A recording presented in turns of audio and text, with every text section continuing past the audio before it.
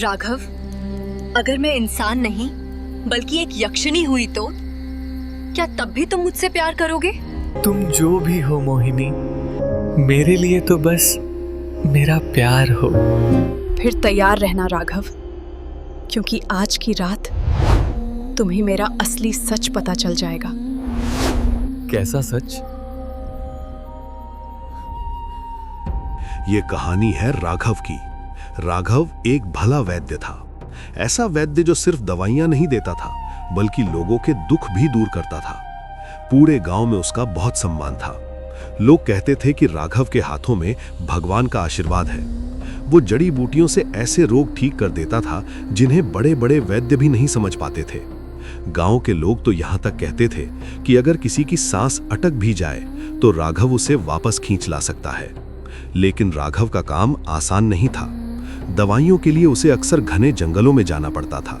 ऐसे जंगल जहां सूरज की रोशनी भी मुश्किल से जमीन तक पहुंचती थी, जहां पेड़ों की जड़ें जमीन के ऊपर सांपों की तरह फैली रहती थीं और हवा में हमेशा एक अजीब सी नमी रहती थी। गांव के लोग अक्सर उसे मना करते थे, राघव, इतना अंदर मत जाया करो जंगल में, वहां अच्छी शक्तियां नहीं रहती। लेकिन राघव हंस देता। बीमारियों से डरकर अगर वैद्य बैठ जाए तो लोगों का इलाज कौन करेगा? उसे जंगल से डर नहीं लगता था। लेकिन हर जंगल साधारण नहीं होता। कुछ जंगल ऐसे भी होते हैं जहां पुरानी शक्तियां सोई रहती हैं और उन्हें जगाना इंसान की सबसे बड़ी भूल होती है। और एक दिन राघव से वही भूल हो गई। अजीब तालाब। उस दिन दोपहर का समय था, लेकिन जंगल में ऐसा अंधेरा था जैसे शाम उतर आई हो। हवा बिल्कुल शांत थी, न पक्षियों की आवाज, न पत्तों की सरसराहट, सिर्फ पेड़ों के बीच फैला हुआ सन्नाटा। ऐसा सन्नाटा जो कानों में चुभता है। राघव धीरे धीरे चलते हुए जड़ी बूटियां ढूंढ रहा था कि अचानक उसे एक पुराना तालाब दिखाई दिया। तालाब के चारों तरफ काई जमी हुई थी। पानी बिल्कुल स्थिर था। ऐसा लग रहा था जैसे कई सालों से वहां कोई आया ही ना हो। तभी राघव की नजर तालाब के किनारे पड़ी। वहां एक स्त्री लेटी हुई थी। वो बेहद सुंदर थी, इतनी सुंदर कि अगर कोई पत्थर भी उसे देख ले तो पिघल जाए। उसके कपड़े फटे हुए थे और उसके पैर में गहरी चोट लगी हुई थी। खून बह रहा था। अब यहां जरा सोचिए, घने जंगल के बीच जहां शेर और बघेरे घूमते हैं, वहां एक अकेली नाजुक स्त्री का होना क्या सामान्य बात थी? नहीं, ये खतरे की पहली घंटी थी। लेकिन राघव की आंखों पर दया का पर्दा पड़ा हुआ था। उसने खतरा नहीं देखा, उसने सिर्फ एक घायल इंसान को देखा। पहला स्पर्श। राघव तुरंत उसके पास गया। उसने देखा कि वो लड़की बेहोश थी।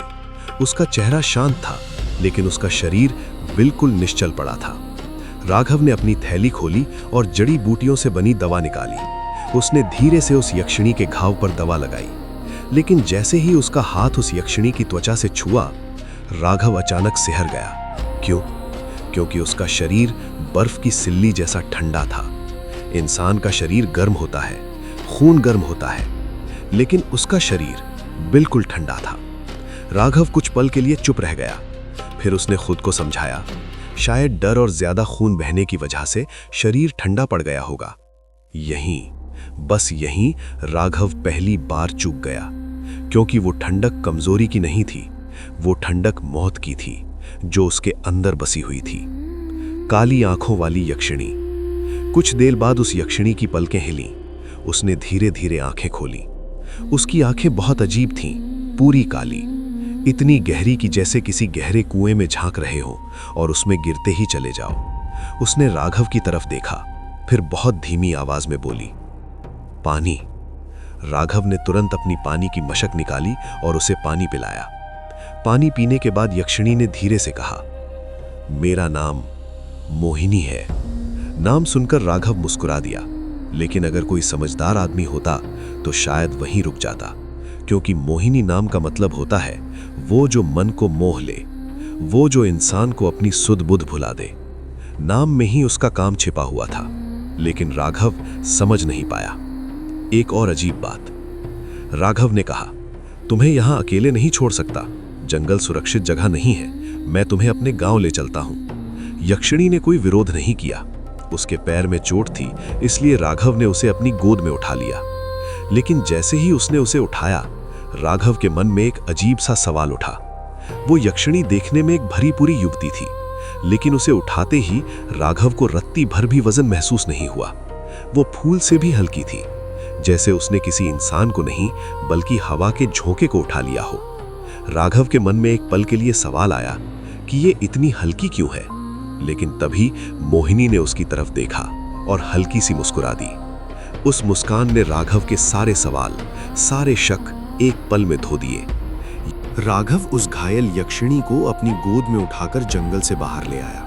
जंगल से गांव तक का रास्ता लंबा था, लेकिन उसे हैरानी हो रही थी कि उसके कंधों पर कोई वजन ही नहीं था, जैसे वो किसी इंसान को नहीं बल्कि हवा को उठाकर चल रहा हो। रास्ते भर वो उस यक्षिणी की तरफ देखता रहा।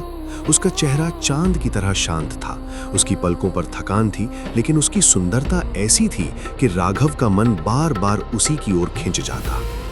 जब वे गांव के किनारे पहुंचे तो सूरज ढलने लगा था। राघव का घर गांव के बाकी घरों से थोड़ा दूर था, इसलिए किसी ने उन्हें आते हुए नहीं देखा। राघव ने उसे अपने घर के अंदर लाकर बिस्तर पर लिटा दिया।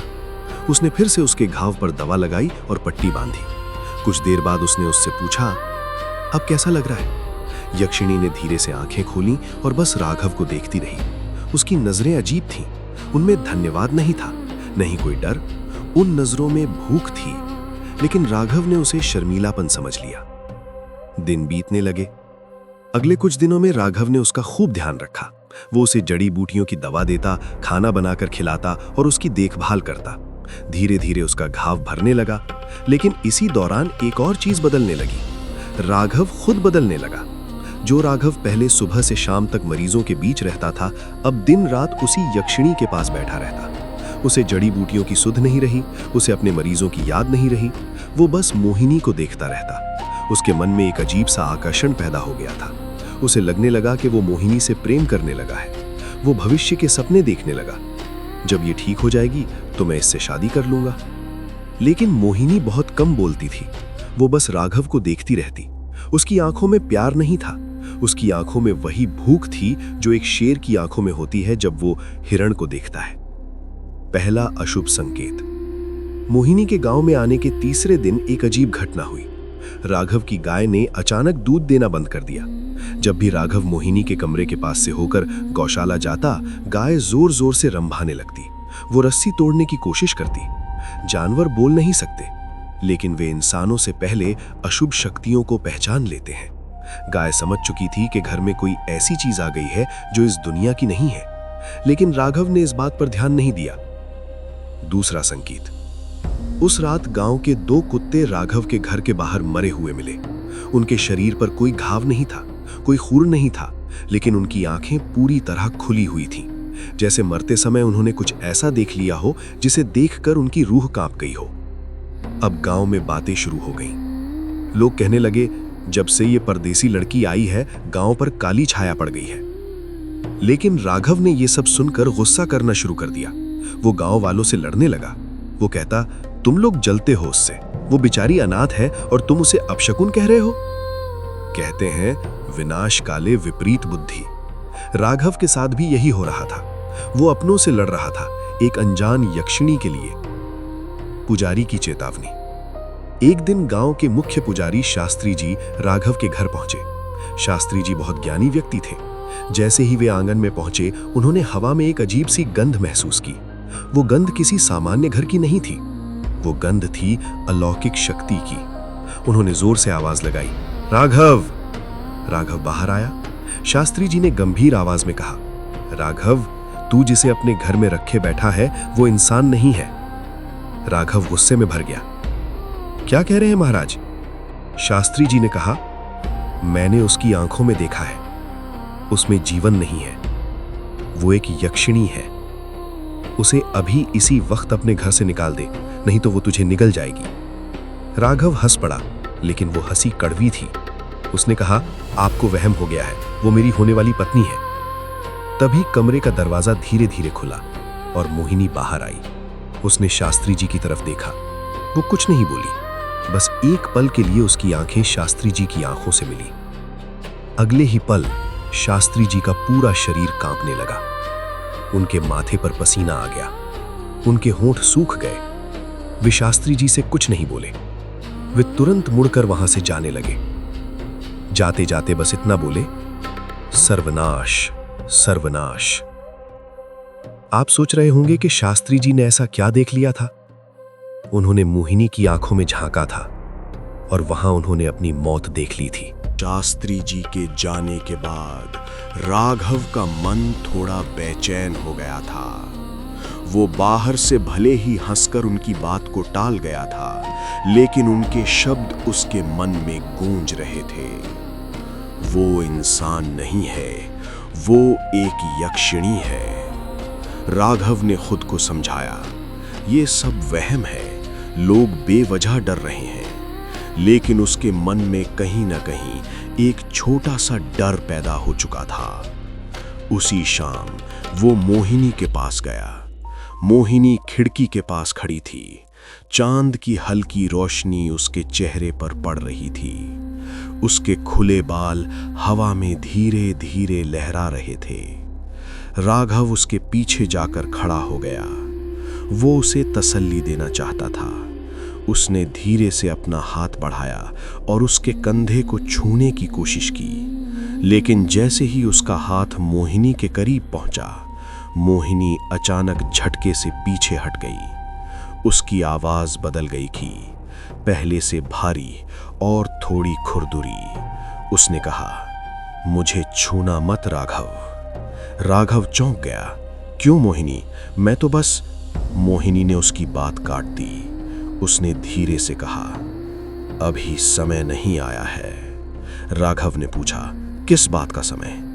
मोहिनी ने उसकी आंखों में देखते हुए कहा, जब समय आएगा तब मैं खुद तुम्हें अपने गले लगाऊंगी, ऐसे लगाऊंगी कि हम फिर कभी अलग नहीं होंगे।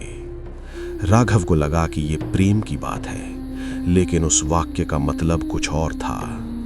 गले लगाना, दरअसल उसका मतलब था शिकार करना। लेकिन राघव प्रेम में अंधा हो चुका था। वो उस बात को समझ नहीं पाया। सबसे बड़ा संकेत। अगली सुबह राघव आंगन में बैठा जड़ी बूटियां सुखा रहा था। आसमान साफ था। सूरज की तेज रोशनी पूरे आंगन में फैल रही थी।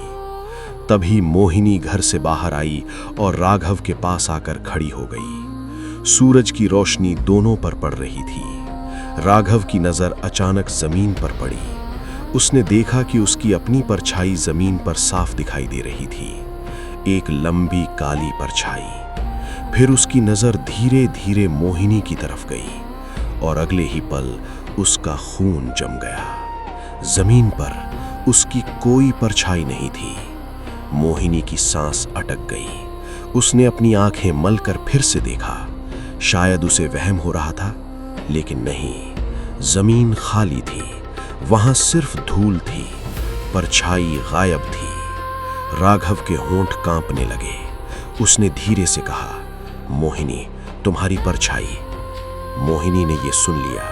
वो धीरे धीरे पलटी। अब उसके चेहरे पर वो मासूम मुस्कान नहीं थी। उसके चेहरे पर एक रहस्यमयी मुस्कान थी। वो राघव के बिल्कुल पास आई, फिर उसके कान के पास झुककर फुसफुसाई, राघव, परछाई तो जिस्म की होती है। वो अचानक रुक गई। उसने वाक्य पूरा नहीं किया। फिर उसने राघव से एक सवाल पूछा, आज तिथि क्या है? राघव थोड़ा घबराया हुआ था। उसने कांपते हुए कहा, आज त्रयोदशी है। 2 दिन बाद पूर्णिमा है, शरद पूर्णिमा। जैसे ही मोहिनी ने यह सुना, उसकी आंखों में एक लाल चमक आ गई। वो अचानक बहुत खुश हो गई। उसने धीमे से कहा, शरद पूर्णिमा, मिलन की रात। फिर उसने राघव की तरफ देखा और मुस्कुराई।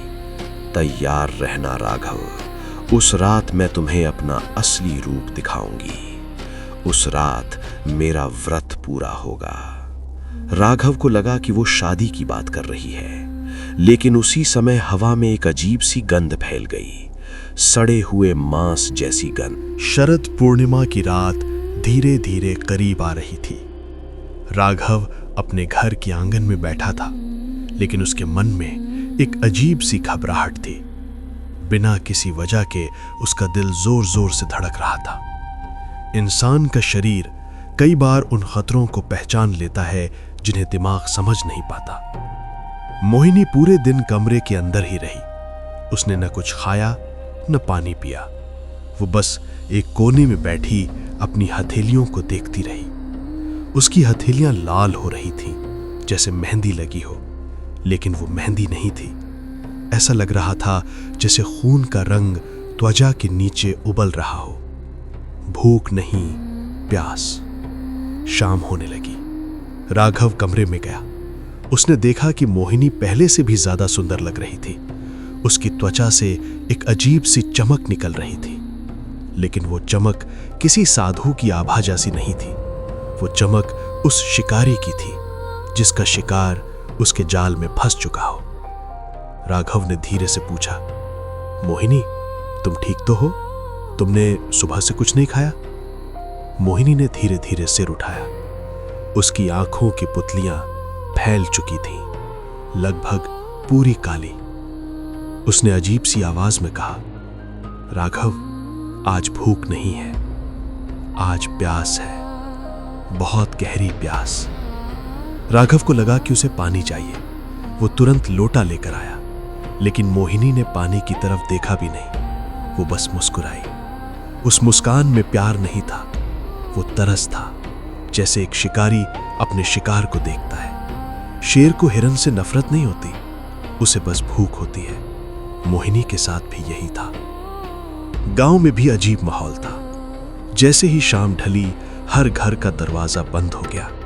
लोग अपने बच्चों को अंदर बुलाने लगे। कोई भी बाहर नहीं निकलना चाहता था। गांव के मंदिर में शास्त्री जी ने बड़ा हवन शुरू कर दिया था।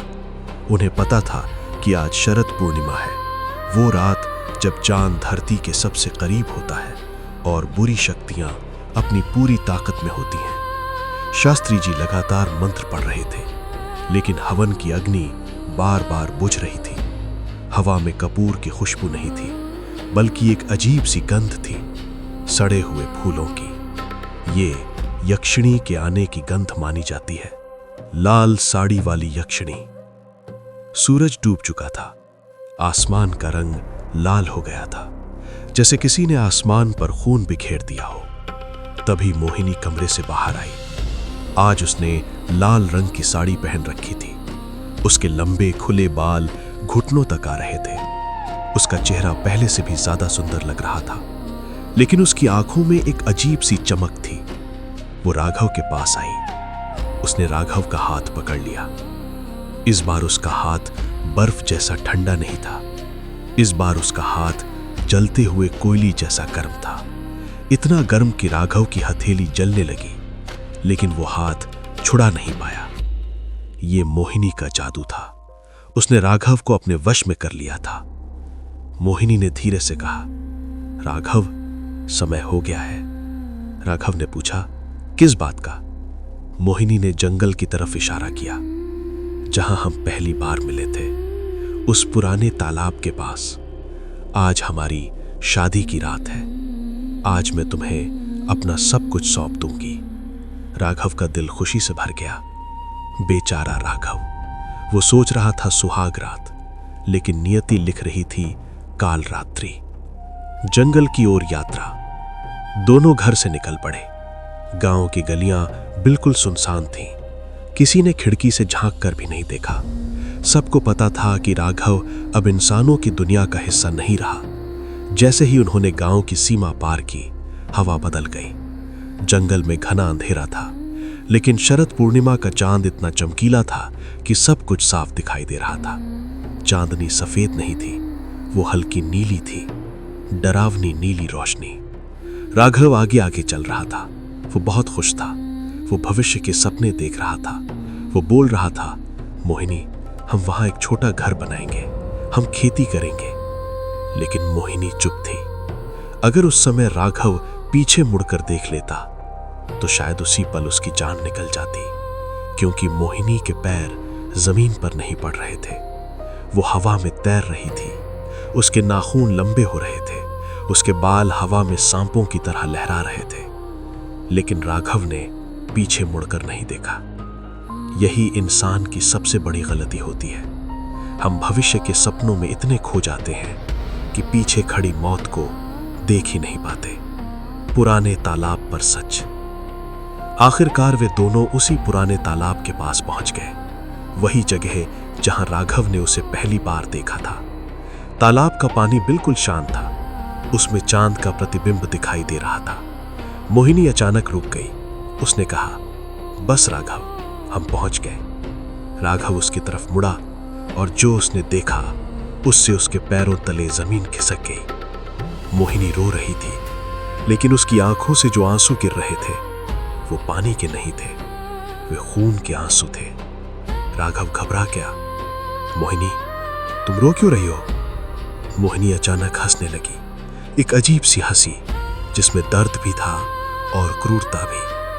उसने कहा, मैं इसलिए रो रही हूं राघव, क्योंकि तुम बहुत अच्छे इंसान हो और इतने अच्छे इंसान को मारना पाप लगता है। राघव के शरीर में जैसे बिजली दौड़ गई। उसने कांपते हुए पूछा, मारना? तुम क्या कह रही हो मोहिनी? तभी मोहिनी की आवाज बदल गई। उसने कहा, मैं कोई स्त्री नहीं हूं राघव, मैं कोई मोहिनी नहीं हूं, मैं एक यक्षिणी हूं, सदियों पुरानी प्यास हूं मैं। और यहीं से राघव की जिंदगी का सबसे भयानक सच शुरू हुआ। मोहिनी के मुंह से ये सुनते ही कि वो कोई स्त्री नहीं बल्कि एक यक्षिणी है, राघव पत्थर का हो गया। उसका दिमाग काम करना बंद कर चुका था। वो बस उसे देखता रह गया। उसने कांपते हुए कहा, तुम मजाक कर रही हो ना? मोहिनी धीरे धीरे उसके करीब आई। उसकी आंखें अब लाल अंगारों की तरह चमक रही थीं। उसने कहा, मजाक नहीं राघव, ये मजाक नहीं है।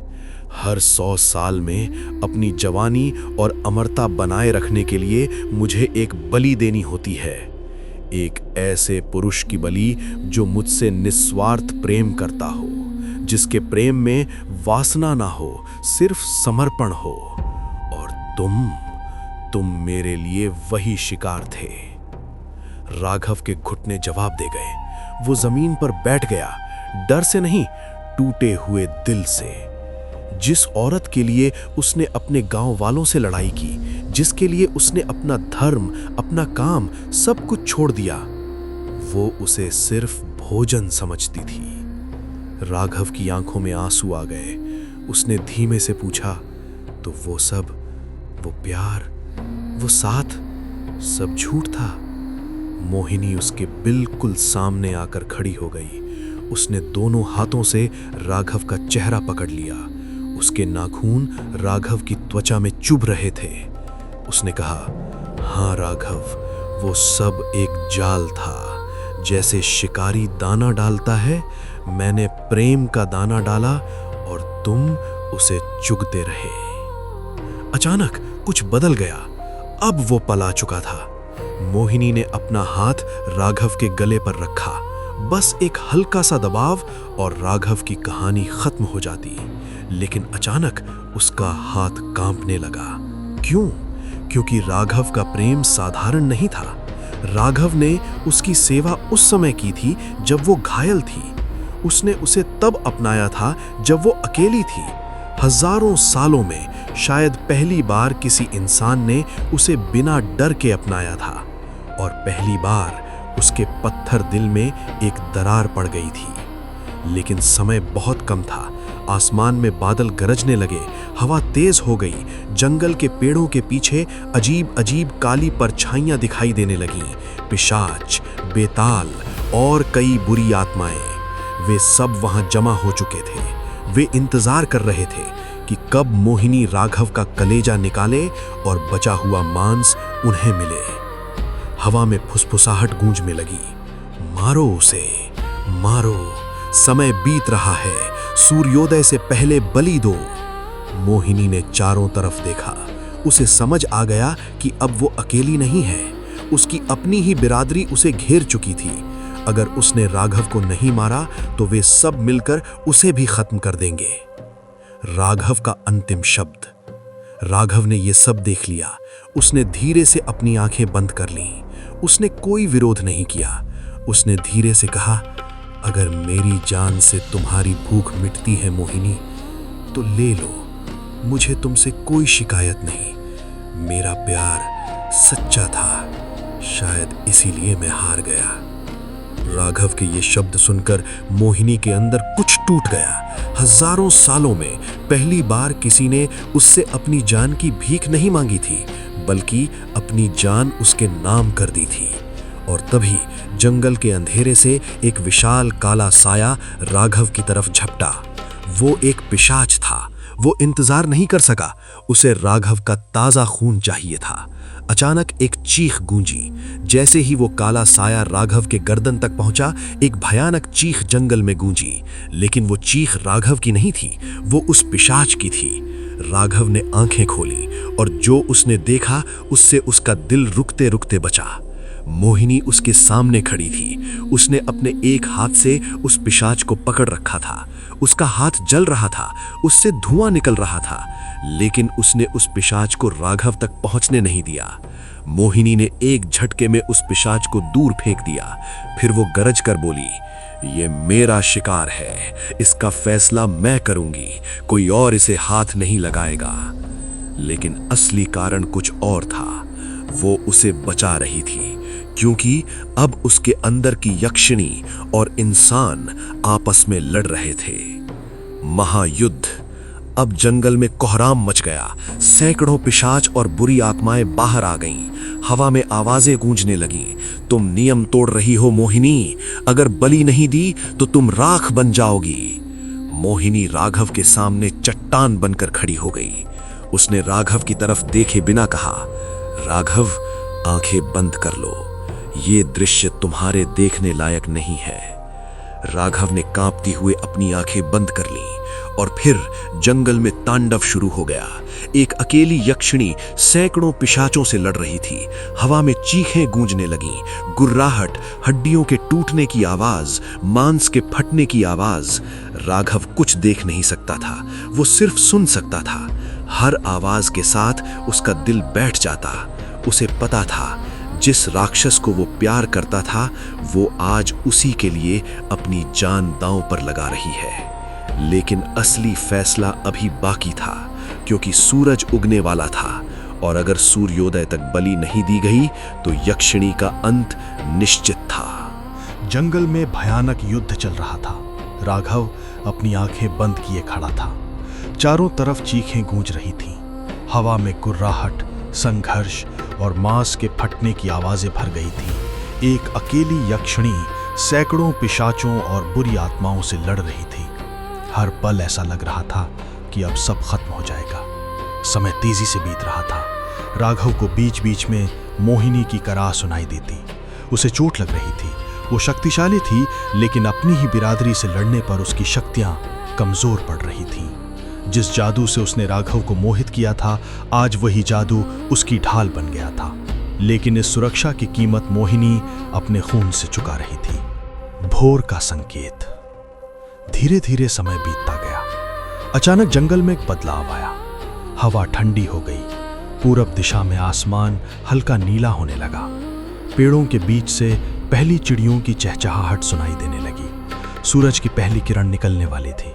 ये देखकर बाकी सारी बुरी आत्माएं घबरा गईं। सूरज की रोशनी उनके लिए जहर होती है।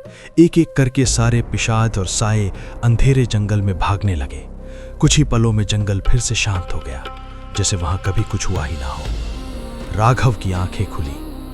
राघव ने धीरे धीरे अपनी आंखें खोली और सामने का दृश्य देखकर उसका दिल कांप उठा। मोहिनी जमीन पर गिरी हुई थी।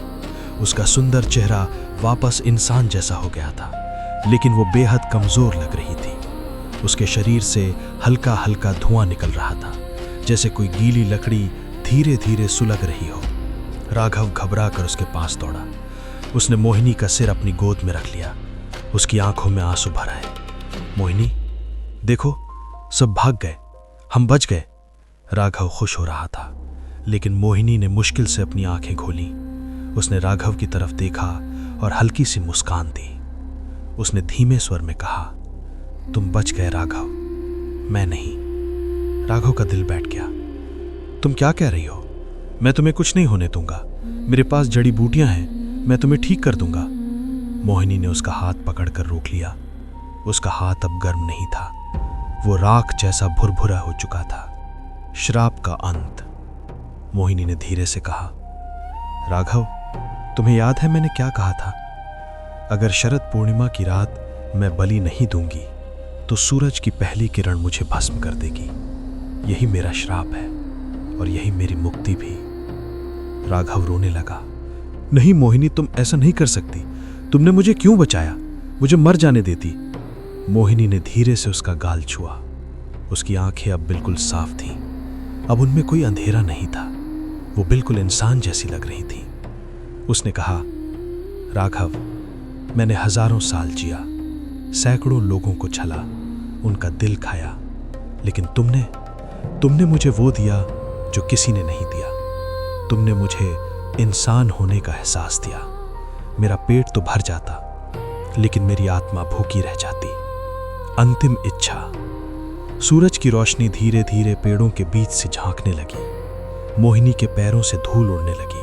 उसका शरीर धीरे धीरे राख में बदल रहा था। मोहिनी ने आखिरी बार कहा, राघव, मेरी एक बात मानोगे? राघव से सकते हुए बोला, हाँ, जो कहोगी। मोहिनी ने कहा, मेरे जाने के बाद कभी जंगल मत आना और किसी सुंदरता पर इतना भरोसा मत करना, क्योंकि हर सुंदरता के पीछे एक कहानी होती है और हर कहानी का अंत सुखद नहीं होता।